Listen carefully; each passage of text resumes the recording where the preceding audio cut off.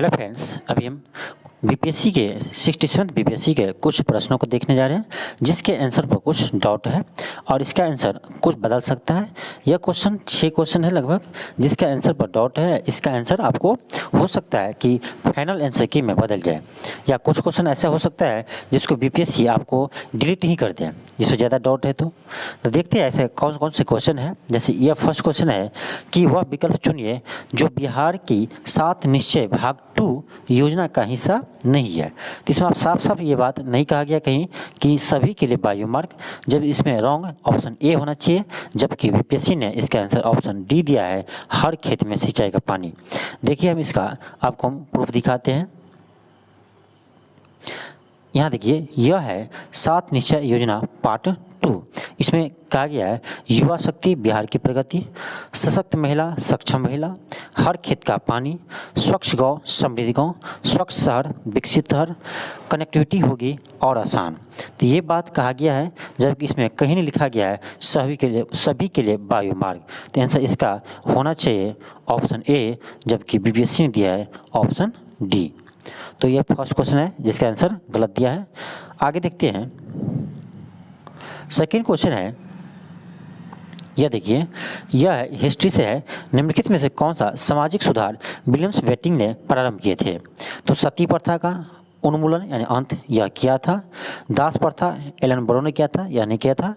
Option 3 है धर्म परिवर्तन के कारण अयोग्यता के प्रावधान को हटाना। तो यह किया था आपको लॉर्ड डलहौजी ने। यह क्या था लॉर्ड डलहौजी ने। तो इसीलिए इसका आंसर जो 3 नहीं होगा, यह क्या था लॉर्ड डलहौजी ने। और ऑप्शन 4 है ठगों के संगठित गिरोह का दमन, यह भी किया था। यानी इसका आंसर होना चाहिए 1 और 4। 3 डलहौजी ने किया इसलिए 3 नहीं होगा, जबकि बीपीएससी ने इसका आंसर सी दिया है 1, 3, 4। तो इसका आंसर होगा ऑप्शन नंबर ई, क्योंकि किसी में नहीं है 1 और 4 सही, इसीलिए इसका आंसर होगा ऑप्शन ई। इसका करेक्ट है 1 और 4। सेकेंड क्वेश्चन हुआ। आगे देखते हैं थर्ड क्वेश्चन।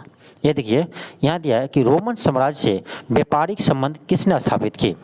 तो ध्यान रखिए चेरा और कुषाण दोनों ने रोमन साम्राज्य से संबंध स्थापित किए थे, जबकि चेरा का राजनयिक संबंध था और कुषाण का व्यापारिक संबंध था। इसका आंसर होना चाहिए ऑप्शन बी, नहीं तो इसका आंसर ई भी हो सकता है, चेरा और कुषाण दोनों। तो आगे देखते हैं नेक्स्ट क्वेश्चन है। अब देखिए इस क्वेश्चन में डाउट है कि किस मुस्लिम शासक ने जिसका साम्राज्य दौर उल इस्लाम का एक भाग माना जाता है, यानी मुस्लिम शासक जिसका साम्राज्य दौर उल इस्लाम का भाग माना जाता था, वो कौन था। तो यह है नासिर उद्दीन, बलबन और इल्तुतमिश। तो ये तीनों होना चाहिए आंसर, यानी ऑप्शन इसका आंसर ई होना चाहिए, जबकि बीपीएससी ने इसका आंसर दिया है सिर्फ एक दिया है, इसका आंसर होना चाहिए ई। तीनों होगा ए और इल्तुतमिश और बलबन। आगे देखते हैं ये थर्ड क्वेश्चन हुआ। आगे है इस क्वेश्चन देखिए, इस क्वेश्चन में गलत दिया है बीपीएससी आंसर। इसमें है कि निम्नलिखित कथन पर विचार कीजिए कौन सा कथन सही है।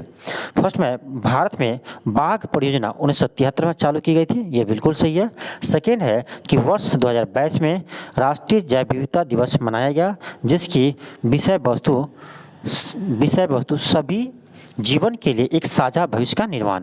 जबकि यह जो थीम है वह है अंतर्राष्ट्रीय जैव विविधता दिवस का, यह राष्ट्रीय जैव विविधता दिवस का नहीं है, इसीलिए इसका 2 आंसर नहीं होगा। ऑप्शन 3 है कि बाघ परियोजना बाघों को संरक्षण के लिए एक कार्यक्रम है, यह बिल्कुल सही है। यानी इसका आंसर जो होगा 1 और 3 होना चाहिए, यानी ऑप्शन नंबर सी। आगे देखते हैं यह सभी क्वेश्चन पर डॉट है। यह देखिए साइंस से क्वेश्चन है कि एक संवाहक के तापक्रम परिवर्तन के कारण इसमें विभव परिवर्तन होता है, इस घटना को कहते हैं। तो इसमें देखिए ये बात दोनों में कहा गया, एक थॉमसन प्रभाव है और एक सीबेक प्रभाव है। हम देखते हैं इसका प्रूफ दिखाते हैं आपको। इसमें देखिए यहाँ देखिए यह है सीबेक प्रभाव का, जब एक ताप युग की 2 संधियों के विभिन्न तापमान पर रखा जाए तो तार से धारा का प्रवाह प्रारंभ हो जाता है, यह सीबेक प्रभाव कहलाता है तथा परिपथ में उत्पन्न विद्युत वाहक बल तापीय विद्युत वाहक बल कहलाते हैं। तो इसमें भी बात कहा गया है कि जब किसी कंडक्टर के तापमान में परिवर्तन होता है तो उससे क्या होता है, विभव उत्पन्न होता है। तो सीबेक प्रभाव में भी ये बात कहा गया। आगे देखते हैं थॉम्सन प्रभाव क्या है।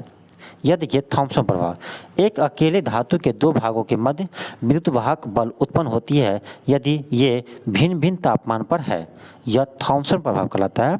यानी दोनों में ये बात कहा गया कि यदि किसी धातु के टेम्परेचर डिफरेंस किया जाता है तो उसमें विद्युत वाहक बल यानी EMF उत्पन्न होता है।